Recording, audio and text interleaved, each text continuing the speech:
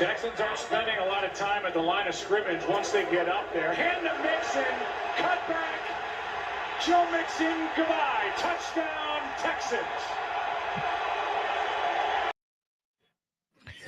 Well, there you have the Dallas Cowboys fall to the Houston Texans 34-10, and we have it all for you right here on the replay because we are now live on the Cowboys post-game coverage. Y'all about ready to get into this thing? Let's go ahead and do it. Here we go.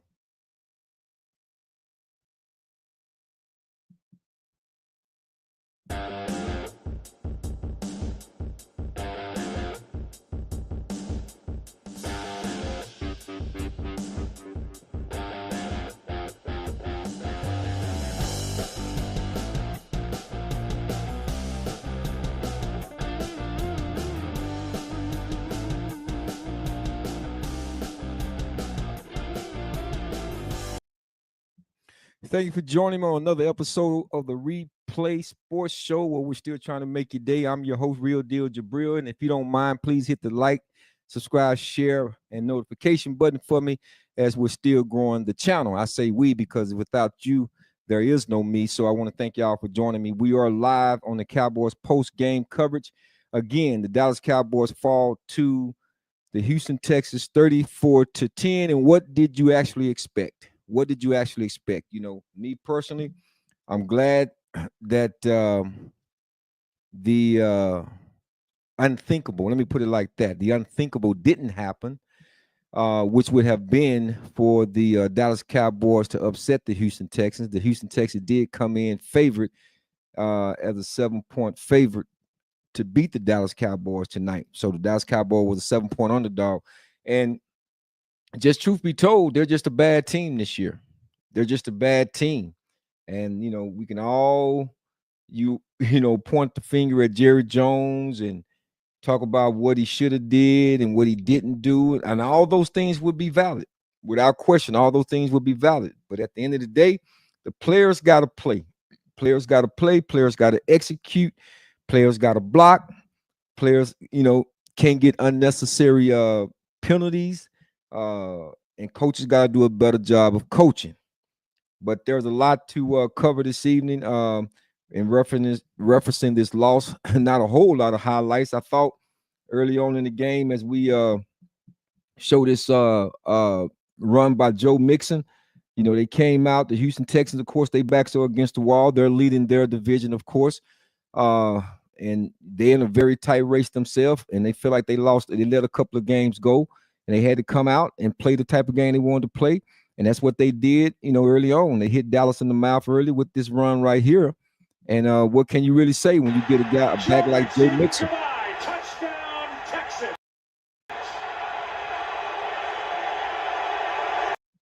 I mean, what can you truly say? You come out and you want to establish the run. That's what you do. You go up against a Russian defense that's giving, I think, dead last in rush defense, giving up 200 some yards a game.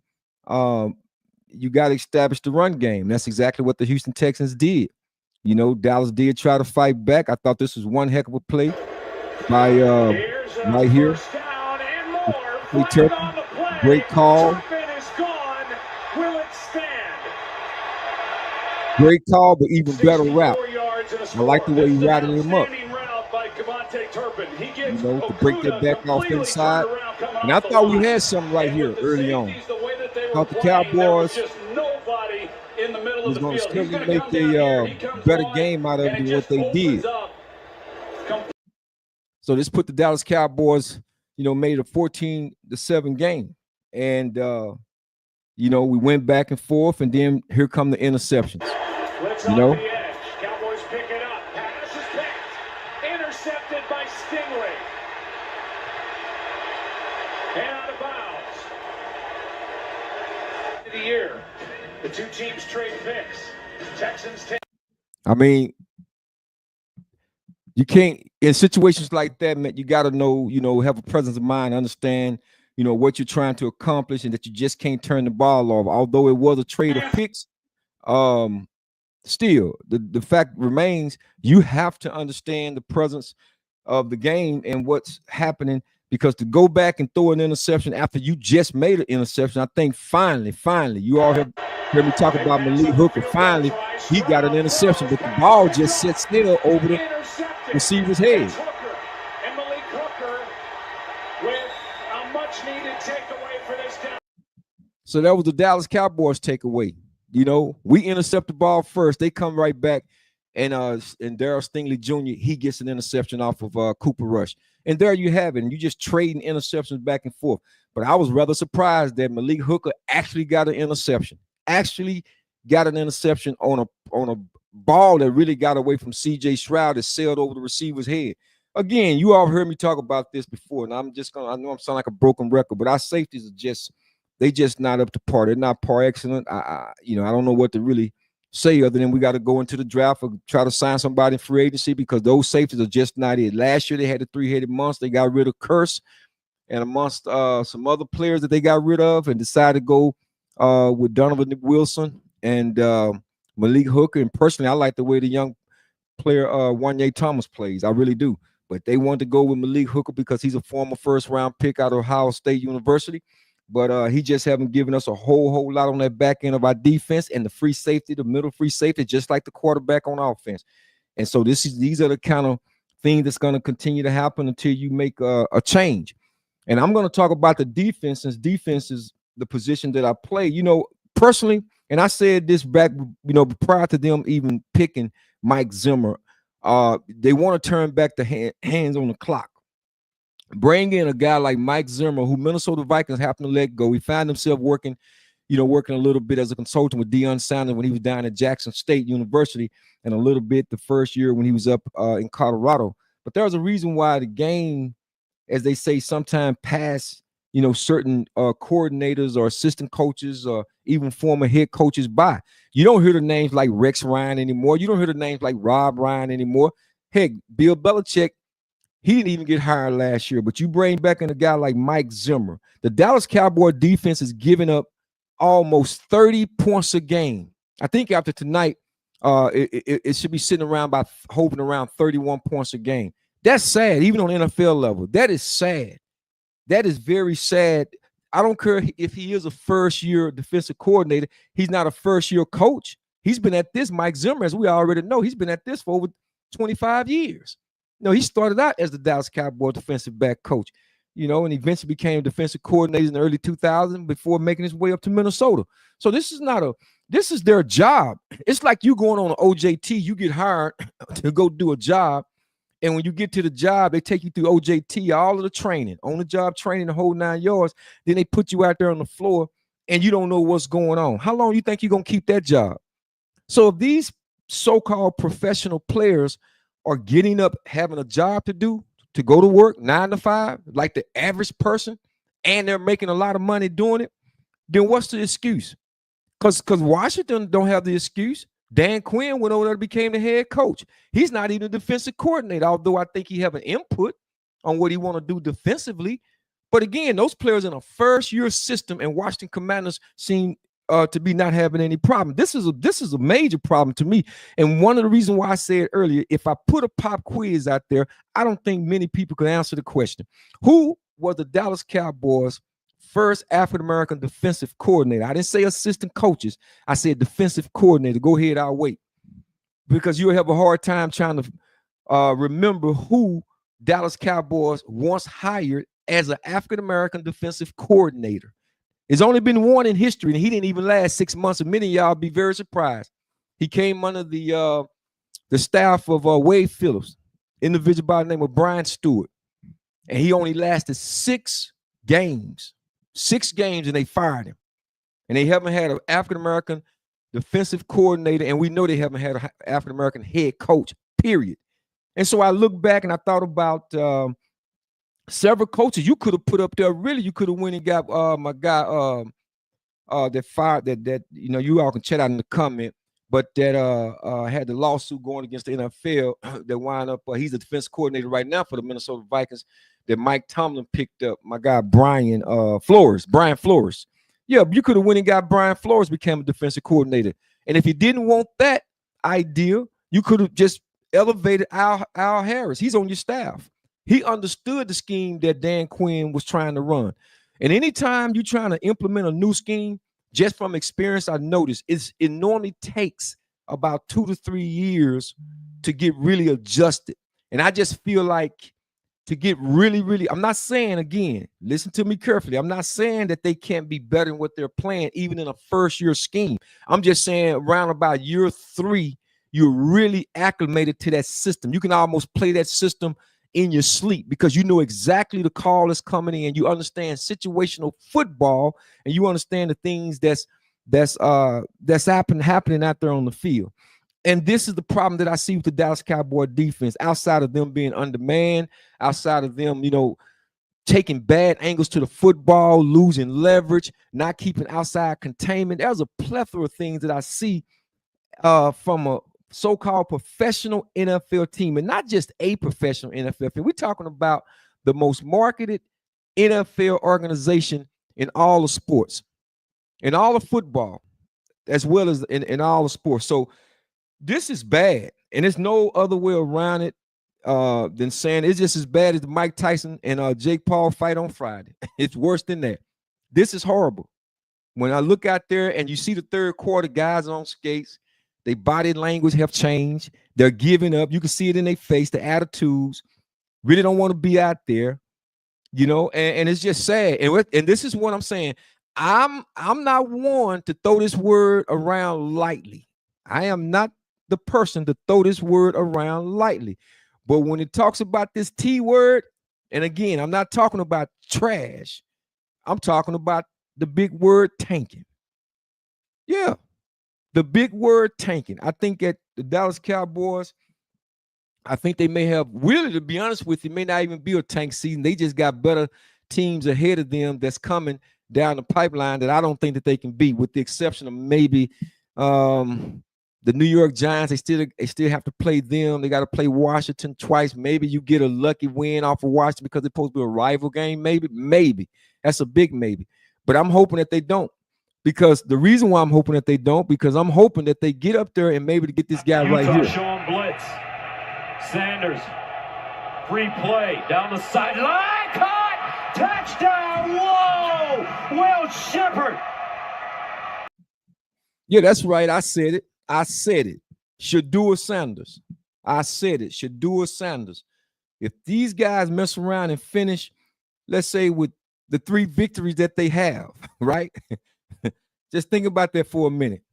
They finished 3-14, finished with the top overall pick, maybe second or third pick, and then you can trade back in to get maybe both Shedeur and the running back. I'm telling you what the mock draft is saying. I find that very hard to believe, but if they could pull something like that off and get a 2-for-1 deal, boy, I'm gonna tell you.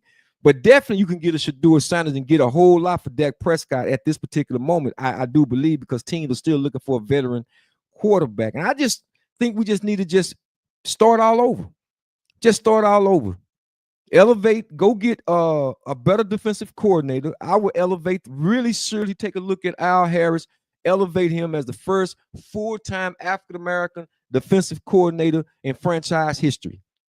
And go back to running the scheme. Although you tweak it, don't get me wrong, you tweak it. I mean, let it be coming from his mind, his thoughts. You tweak the scheme, but let the players go back to playing in a system they had started to get really comfortable in. Because again, Al Harris is one, good coach. He's on the rise right now. He taught those guys, man, those defensive backs, how to strip the ball. You don't even see the Cowboys getting any turnovers anymore. I mean, we was getting a host of turnovers. I mean, consecutive turnovers. Every time you look up, they're punching the ball out, knocking the ball out, creating fumbles, intercepting the pass. Not so much. And so to be giving up 31 points a game is just sad. It's just sad. So yes, I'll take a Shedeur Sanders. Yes, I'll try to make some, put some people out there to be traded. See if somebody take that big contract from Dak. I mean, I just think right now, I just seen a body of work, 8, 9, almost going on 10 years after this season, to be pretenders, to pretend like, when you fall, sometimes when it's like this, you have a season like this, you fall really hard. And it's hard coming back after you've gone 12-5, and then all of a sudden you hit rock bottom. you wind up going 3-14. It's hard to come back with those same group of people.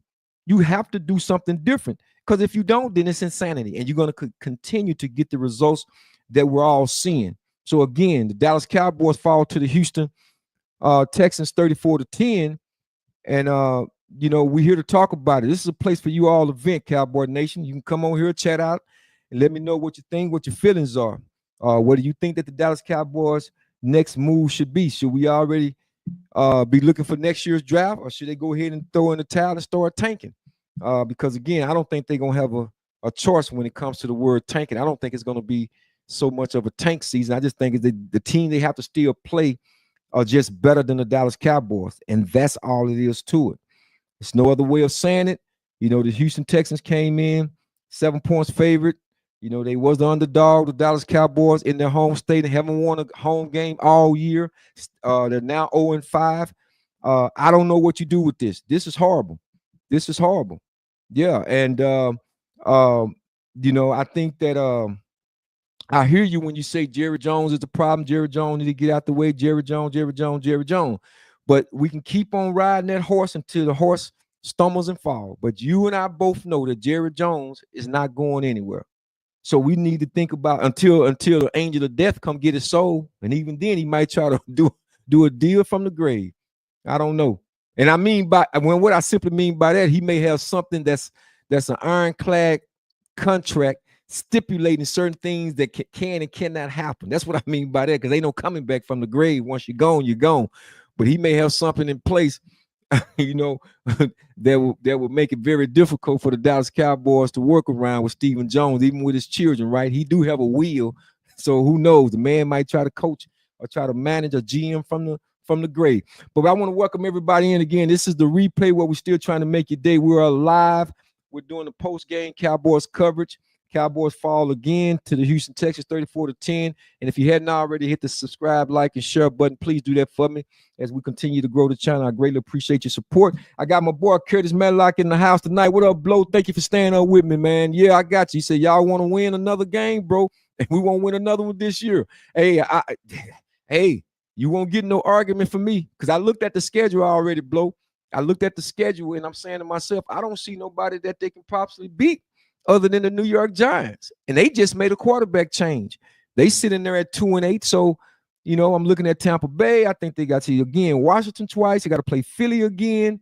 So yeah, I'm in agreement. And to be honest with you, when this game was closer than the blowout, because it was a moment in the game where the Dallas Cowboys was kind of making a game out of it. I truly think, and y'all chat out in the thing for me in the comments, when the Dallas Cowboys was down 20-10, I think he should have took that field goal. Yes, I think Mike McCarthy, when the Dallas Cowboys got down there again, should have took that field goal. It would have made the game a 20-13, a one-possession game at 20-13. So now you're playing with house money. I mean, it's kind of like you're already coming in as the underdog. Who knows? Someone could say, well, the score just would have been 34-13, but who knows? When you're talking about momentum, how momentum can continue to keep you going, keep you energized, keep you galvanized. You don't know what that 20-13 score could have done, because again, you're talking about late third quarter, and you're only down one touchdown.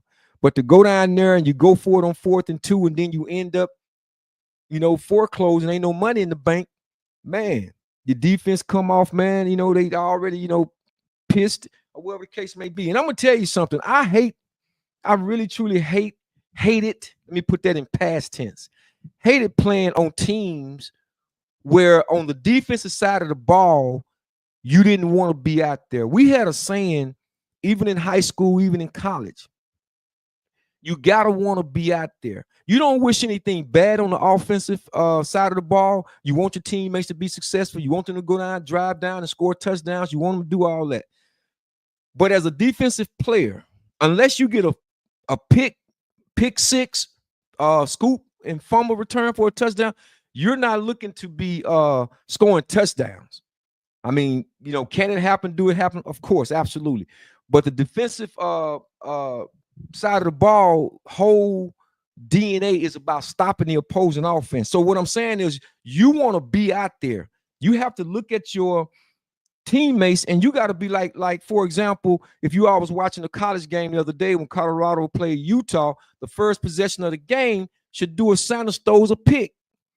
And that's very uncharacteristic of Shedeur Sanders, although he did bounce back and show and continue to show the country week in and week out why come he's considered the #1 quarterback coming off the board. But I'm saying that's really uncharacteristic of Shedeur Sanders to come out and throw a pick that early like that. But the thing about it is how they responded. The defense came out and was ready to play. They hit him to a field goal. So what I'm saying is, it's almost like you're sitting there, you're like, I want to be out there. I want to be out there. I want to be out there. I want to be out there. I want my offensive teammates to do good, but I want to be out there. I want to be on the field to make plays.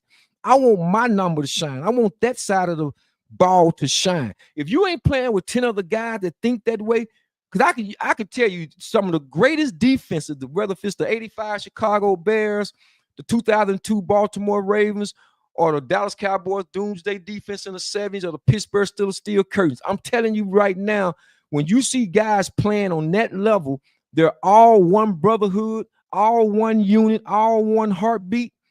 I'm telling you, that's the mentality. They understand. That is the mentality. You know, even when you had the 49ers defense and Ronnie Lott and them boys, they always gave the credit to Joe Montana and the offense. But I'm going to tell you, you better go back and look at some of them 49ers games, man. They had stout defenses. They had guys out there that wanted to be out there.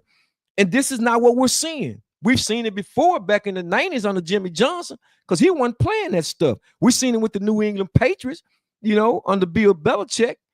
But great defenses, man, and great defensive minds, that's the attitude. It's all an attitude when you're playing defense. You got to want to be out there. And I just, man, when it comes to the third quarters and really, I say the late second to third quarters, you just start watching the Cowboys' body language. It is so evident when you start looking at these guys dropping their head. So again, that's one of the reasons why I said when they got down there, it was 20-10, take the field goal. Take the field goal. I'm telling you. Shout out to my boy Tim Nelson, who in the house. Good evening to you, Tim. Thank you for joining me, man. Let me put your comment. You said I ran out of things to say about this team. I'm trying to help us out, man. We still got a few more weeks left. You know, I mean, it's really not much to say other than to try to identify what we need to do come 2025, because I think this whole thing got off to a bad start the minute Dak Prescott, they was talking about his contract, talking about CeeDee Lamb contract. Then you don't give Derrick Henry an individual such as him, because go back and think about it. You know, Dak tore his hamstring. And I'm sitting there thinking, like, when you get a back like a Derrick Henry, I'm telling you, when you should be passing, you could be running a football with a running back like Derrick Henry. Those are just the facts. So maybe Dak don't tear his ham off his hamstring, you know, and those are the little things that, you know, the little nuances in the game. I hate we lost Marquise Bell tonight, the safety number 14. Come to find out he had a broken arm, man. So that was that kid right there. The reason why I'm spotlighting him right now, because he's a kid that went undrafted out of a HBCU school out of Florida A&M, man. I really like to see young men that come into the league out of HBCU conferences, because they don't really get a whole lot of shine. They don't get drafted. They got to really, truly get theirs out the mud, man. So to see that kid go down with the broken arm, man, it's kind of disheartening. So I hope that he has a speedy recovery. I know that will end his season. And again, I'm just hoping that they make some kind of change defensively. I think, they can definitely plug up some things. They got a lot of stuff. Don't get me wrong. They got a lot of things they got to look at in doing the offseason. Because Zach Martin, I think he's on his way out. He's on his leg. Y'all can chat out, man, if you think Zach Martin, or how many more years do you think Zach Martin have left in him? Because he went out of the game as well. DeMarcus Lawrence, you got to make a decision with DeMarcus Lawrence. They paying him $20 million a year. And he haven't played, I think, since week 2. There's talk about him possibly going over to the Washington Commanders if the Dallas Cowboys, decide to let him go. See, at this point, when you hit kind of like rock bottom, I call this a rock bottom season. This is a real reflective season. I think this is a season when you go back and you think about going all the way back to April and May after the draft, NFL draft. You go back to OTAs, you start thinking about mandatory camp and training camp and all this stuff. It's no way that you can pony up again and bring these guys back collectively. So you got to make some moves. You got to make some power moves. Again, I don't know if you go in the draft and go get my little spiritual nephew. Go get, at this point, man, I almost try anybody. I don't know. Maybe they go get Shamar Turner right there. So that's big Shamar Turner out of Texas A&M. That's Booker. Big shout out to my boy Booker. That's his nephew down there at Texas A&M playing defensive tackles. He just got invited to the Senior Bowl. Do you go get Jabbar Muhammad, who's now at Oregon playing for the #1 team in the country at corner? And I'm not the Cowboys need any cornerbacks, but I'm just throwing names out there, having fun with it because, again, you can never have too much talent. You went and got Deuce Vaughn, but I don't even know, is he stealing money or he just not getting the reps? What are y'all seeing in practice? Make it make sense because nothing that you put on the football field is indicative of what a professional team, when you're talking about the so-called America team, put that in inverted commas. This product that you're putting out on the field is not up to par. It's not up to standard. You go get a guy like Trey Lance from the San Francisco 49ers, and then, all the time he's been on the team right now, practice, scout team, whatever you want to call it. You can't get him in the game. Is he what he was supposed to be, or was Kyle Shanahan them right about him? And if that is the case, then you got to make some trade. You got to make some moves. You just have to. But again, Dallas Cowboys loses to the Houston Texans tonight, 34-10. I'm like my guy Tim. You almost run out of things to say, man, because this team, man. I'm almost lost for words now too, man, because to give up the kind of points they give up, defensively, you can't even score the football when needed. It's just a recipe for disaster. Nobody is complimenting nobody. So I just think they needed to just tank the season and do what's best, man, and try to get you the best draft that you possibly can. Go in, of the mindset that if you get something on the table, I'm quite sure Antonio Pierce with the Las Vegas Raiders now, I should say, Las Vegas Raiders. I think they're sitting at 2-8, if I'm not mistaken, and they desperately need a quarterback. So if you can somehow, man, if they can take that money off the books with Dak Prescott, man, and you can get up there and get it, should do it, Sanders, man, why not? Why not? Or the only other two players I would say, if you decide to stick with Dak, you got to either get a Travis Hunter or Ashton Genty, the running back out of Boise State. Anything less than those three players that I just mentioned would almost be uncivilized when you're talking about in the first round. If you fall in being able to, I think they say right now, if the season ended, Dallas Cowboys will have the 7th pick, maybe 9th, 7th pick, somewhere in there. But I don't know. I haven't checked the whole league and see where everybody is at. But again, this is the Replay Sports Show, y'all, and I am the real deal, Jabril. We're live, post-game coverage of the Dallas Cowboys. And again, I want y'all to continue to support the channel. Don't forget about the other channel that we have with Black Vocracy, where we talk about more serious issues and things that's going on, the climate, the social issues, and things like that. We won't be here much longer. I just wanted to come on here live and make sense of what just happened, this debacle. How I got away from the Dallas Cowboys. They fall again. They fall again to the Houston Texans because of plays like this. Joe Mixon, goodbye. Touchdown, Texans.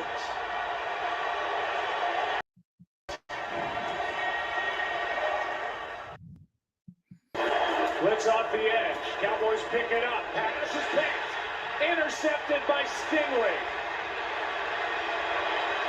And out of bounds. So, yeah. So looking around the NFL, things are tightening up in a lot of conferences, a lot of divisions. Like I said, the NFC West is a tight race with the 49ers and the Seattle, Seahawks, and Arizona Cardinals, who was off this past Sunday. Pittsburgh Steelers got a big, much needed win over the Baltimore Ravens, as they did yesterday. And so these races are starting to tighten up, because you coming down to what they say, those who they will remember in the month of December. Well, that's where we are. That's where we're headed to right now. Unfortunately, Dallas Cowboys won't have any say so. So anyway, we're going to continue to try it again. I think next week they got to watch the Commanders. They got a short week coming up also. Once they play again, got the turnaround game on Thursday, the Thanksgiving game. So we'll see if they can play spoiler. Sometimes you get put in a situation where one team, they need a win, and they have to play a team like the Dallas Cowboys, and you can play spoiler, and it kind of add a little bit of light to your season, give you a little silver lining. Maybe they can play spoiler, but I'm telling you, I don't want them going out there winning these games. I just don't want them winning them, because I want a high draft choice at this particular moment in time. So I want to thank y'all for joining me on the Replay Sports Show. And we're going to be right back at you live with more content, weekly uploads again, not only on this channel, but also on the channel Black Vocracy. And if you haven't already subscribed, please go over and subscribe to that channel as well. And we're going to continue to be talking about more and more things. And again, I'm going to let y'all know, those of y'all who follow me on the Metaphors of Love, Are We Listening project that we did for 2 years straight. Blow remember all of that. Curtis Miller, he was down with us.